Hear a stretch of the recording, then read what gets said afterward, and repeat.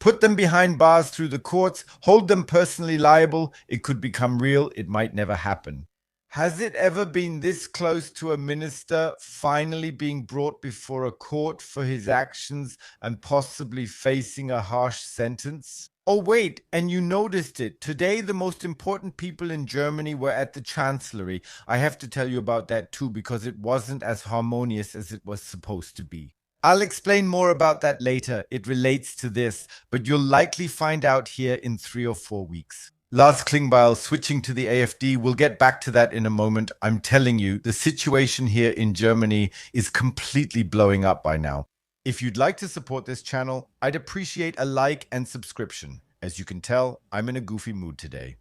And last but not least, yes, the Social Democrats, I almost said the social psychopaths, are crawling out of the woodwork again. And what they've unleashed today is pure, utter madness. So roll the clip.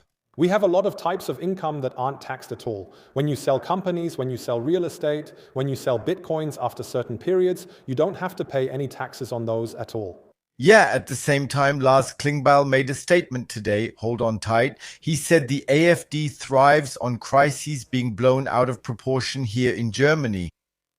Is Lars Klingbeil suddenly with the AfD now? He's actually responsible for these crises here. Oh, and Bärbel, she should step down now. Nothing's going to work out with her anymore. And I'd like to quickly read you a quote just so I'm not in some kind of legal gray area. I don't want to be in any legal trouble. When an SPD minister writes that she's lazy and as dumb as a piece of bread, then you know nothing's going to work out anymore. The SPD chairwoman and federal minister Bärbel, about whom it's said in the ministry that she arrives late and leaves early. And instead of reading files, she prefers to read summaries in font size 16 on a maximum of 2 sheets of paper. Who knows that Germany has already abolished itself? Quote from Beatrix von Storch. You can't explain that to anyone who has to pay 30, 40, or sometimes even 45% tax on their income from work. We need to tax wealth and cut taxes on work. No, we urgently need to fight political corruption here in Germany. Urgently. Yes, it's coming up now. The first one is on trial, but I have a few more things to say. So the money, yes, for example, the money that flows through bitcoins or through companies, we've already taxed that at least twice on average. At least, yes. If we've already taxed it 3 or 4 times, how many more until nothing is left? Oh, for example, I'm not kidding you. You can look it up. You can Google it. Yes, that the employment office, among others, can set up a nap and cuddle room for 600,000 euros. But it was actually supposed to cost €500,000 less, a room for cuddling and relaxing for the people at the employment office. Well, anyway, what about corruption here in Germany? Just listen to this for a moment. The former Minister of Transport, Andreas Scheuer, is to go to court over allegations of making a false statement regarding the failed car toll. Scheuer denies the accusation. So, and what kind of sentence can he expect? I think I'm really going to shock you now. So, really shock you. He faces a prison sentence of between 3 and at most 24 months. The maximum prison sentence would be 5 years, but no one is demanding that. But the 263 million, he doesn't have to pay that back. Pay it back. He might get a small fine on top, maybe 10,000 or 15,000 euros.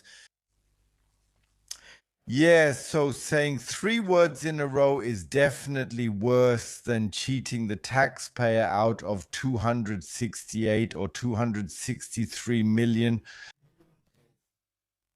That's just how it is, right? There's nothing we can do about it now.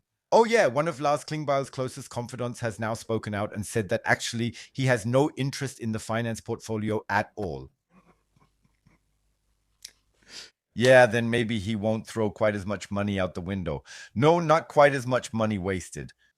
But now the reforms are coming, and of course I've already received information straight from Berlin, straight from this disastrous day. And I told you I'm preparing you for it now. Now that you've heard about Scheuer, yeah, the mood is really good again. because we know he's getting away with it scot-free. Hard work ahead of us or ahead of this coalition, and there will definitely be some pretty serious moments. There will also be disagreements.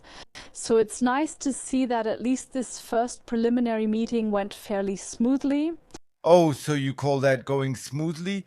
Or is the press not supposed to find out again? So what exactly happened there? Well, the unions demanded that there shouldn't be any economic growth and that people here should be relieved. The conservative bloc demanded that the economy must grow and that people have to tighten their belts. They pointed out again, well, Nina Warken doesn't really do much. She just makes announcements that don't end up happening. And in fact, they just sat there, argued, and then left saying, well, now it's May 29th, and we probably need a few more meetings, something like until December. So this huge reform package that didn't really happen, did it, until December? So they want to meet more often. But their schedules are so full that it's not possible before then. Right now, they're just getting closer. Getting closer, they said. Well, maybe in a month, they'll actually manage to push through the gigantic reform package without all sorts of complications. And people in political Berlin are still wondering a bit, was it really a smart move to bring the unions, employees and employers to the table? That could make things even more complicated, especially given the time pressure. However, that was a smart move, a good idea by the coalition.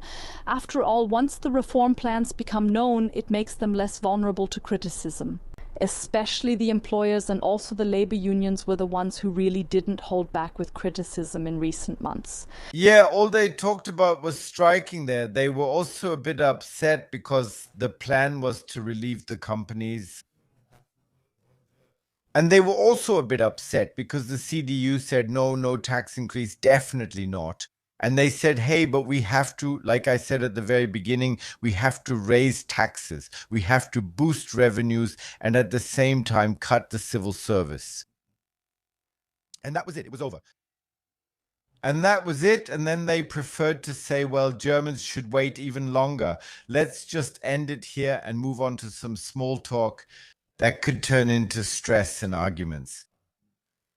Man, but you'll definitely notice it. I think it will take about 14 days, maybe 3 weeks, Villa Borsig style, right? So now we're going to let a little bit out.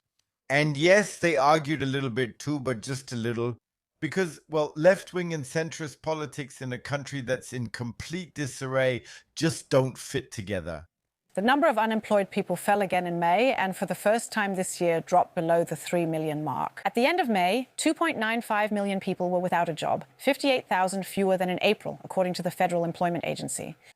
Compared to the previous year, however, this is an increase of 31,000 hey, and there are 5 million people receiving basic income support. Just think about that for a moment. Yes, maybe we should all just keep that in mind. 5 million people receiving basic income support. And the number is increasing now, I have to say. But there are actually some really nice things you get because of it. I just wanted to throw that in. Yes, but the number of German, kind, nice workers has now gone down. They've gone and found themselves a job again.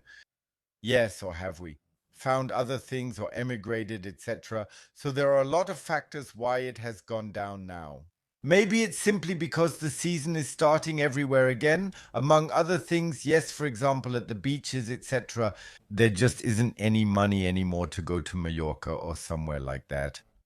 But even vacations in Germany are becoming less and less. But well, the statistics say it all. So anyone who compares them to the previous year knows exactly why these numbers are dropping again.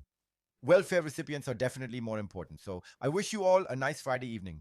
I'm heading into the weekend. See you tomorrow morning.